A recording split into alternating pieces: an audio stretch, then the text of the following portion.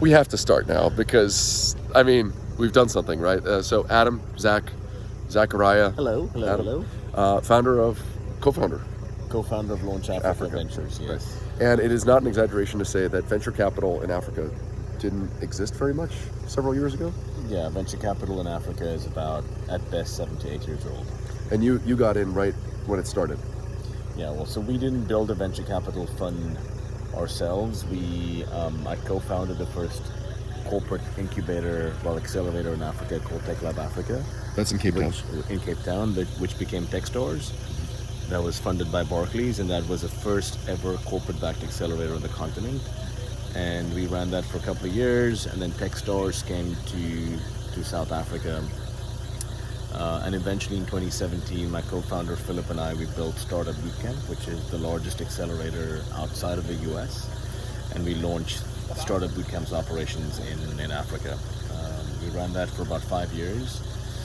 And over that 5-year period, we saw more than almost 4,000 companies across Africa, all technology startups. And we built a model where we would help them partner with large insurance companies, banks, retailers, telcos. Let's step this way so the noise from a passing truck doesn't interfere too much. The reason we're here in Djibouti, we've been wanting to hang out for a while because I've wanted to get to know Zachariah and tell his story better. To answer your question, I didn't intend to write chapters about people. I thought I'd write about the institutions, the technology, the lessons learned. Yeah, that's what I thought. Yeah. But as it turns out, the reason, like after I wrote it, people said, "Oh, I love this because I actually could kind of imagine the person." Okay. And human-driven narratives are what we have always bought into. Whether it's mythology, whether it's Hollywood movies, Bollywood movies. People by people. Yeah. People by people, and also we're apparently suckers for stories. We're, as Yuval Harari says, it is our superpower, the ultimate human superpower that allows us to mobilize millions of people to do something is a good story. Yeah. So to answer your question that you just asked me, because I've started to sketch the chapter, I think it has to tell your story and the challenges that you've faced. The fact that when you started, you told me about that episode where you're a professor of entrepreneurship and social entrepreneurship without a PhD and without knowing anything about entrepreneurship or society or anything. I mean, I was an investment banker on Wall Street for 7 to 8 years. That doesn't qualify you to be a professor. It doesn't qualify you to be anything. Actually, it qualifies you to be an investment banker. And if I can sort of condense and summarize as a teaser of why I think your story is so amazing. I mean, you it's not an exaggeration to say that you got in on the ground floor. You built venture capital in Africa. I was one of the early founding fathers of venture capital in Africa. And I think the reason the story is that a bed on the pickup truck? Salam alaikum. You just see things sometimes that catch your eye.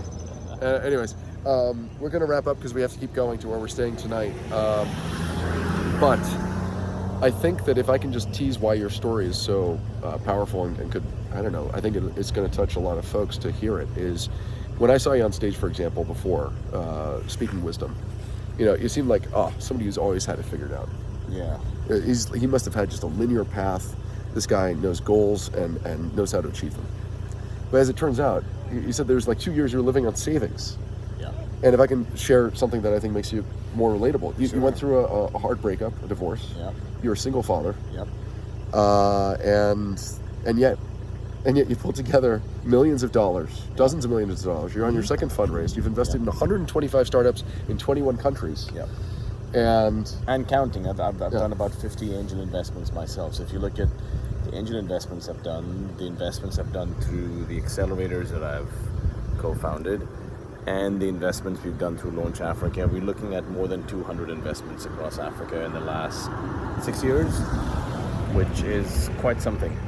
And it's changed the lives of founders all over the continent. It's founders who previously had no one that believed in them, possibly their mom or grandmothers, but to get serious, smart capital from institutions to help them grow and scale businesses, something very foreign to a lot of founders. And we're one of the few institutions that helped pioneer that, and now there are dozens of them on the continent. But being a first mover definitely helps.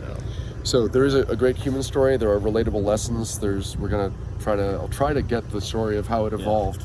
Yeah. But we got to wrap up now. I think just to reward people if they watched this far, is there one lesson you've learned, one thing that you wish you knew when you started, one like hard-earned lesson that you would tell young people that are trying to either do anything, whether it's start a company or invest in a company? I'd say there's this assumption that if you want to do something, go balls to the wall and build it yourself and try and maximize profits, maximize margins, and try and build an empire. And the one thing we know about empires is empires eventually collapse, right? So the smartest people in any industry, doesn't have to be in venture capital, doesn't have to be banking, doesn't have to be medicine, are people that collaborate and cooperate with others. So if you can build ecosystems versus building empires, and create enough of a value add to multiple stakeholders, that's when the entire ecosystem goes up. So rising tides lifts all ships kind of thing. And to have the maturity to do that whilst pioneering an industry is very hard for people to fathom. But once you get it, that you can help build a revolution, for lack of a better word, but everyone benefits from it, not just you, that's when you get looked into or looked up to as an elder, or someone that is mature, has the wisdom to accept when they are wrong, and seek advice from others. And that's how I like the concept of being an elder, and that is very important and humbling when you build anything. And that's what we're trying to do at Launch Africa and the other initiatives that we are involved in. So we're going to hopefully record a few more of these clips. We're going to be telling the story of Launch Africa and your story, hopefully, with your permission, Zachariah, of course. in Extreme Entrepreneurship Volume 2. If you're wondering why we have streaks of white on our faces, this is not some kind of... This isn't an initiation ceremony. or an indigenous rite or something. There is a salt lake here, which is the saltiest lake in the world. For those of you who are travel junkies and tune in to see where the heck am I recording today, we are in Djibouti, and the saltiest lake in the world and the lowest point in Africa is Lac Assal. Which in French just means salt lake. Lac and Sal. Yeah, and then it was slightly mispronounced as Lac Assal, which in Arabic means lake of honey, or Assal is honey. Yeah. Right. But anyways, it is very salty. You can float around on top of it. We stayed a little bit too long, so it's now sunset and we're making it up the mountains. But it's an amazing country. We actually did find an incubator here. Yeah. Which you said, hey, that reminds me of like where Nigeria might have been 5 years ago. Correct. So, okay, we're going to stop here. I'm going to turn the camera. You want to say anything else right now? No, I'm good. This is good? Yeah. I'm going to turn the camera around because there's a wadi, like a valley where the rain washes through, and above it is a moon that is rising. And it's dramatic, and it would be a shame not to share it with you guys who are hopefully still watching. All right, so goodbye for now. Here's the wadi. And there's the moon.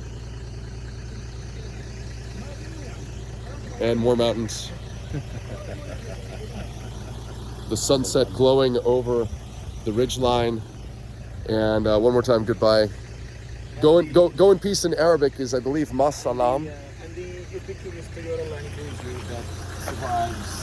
Yes. Oh, and a tribute. Do you guys want to introduce yourselves? Yes. Hi guys. We're on the way to the forest area. So for us the forest, but for you guys, you will be cry. Because the forest is not green, it's gray. It's a gray forest. Yes. Even in the morning when it's sunny? Yeah, because most of the trees died. Stand up like this, but no leaf.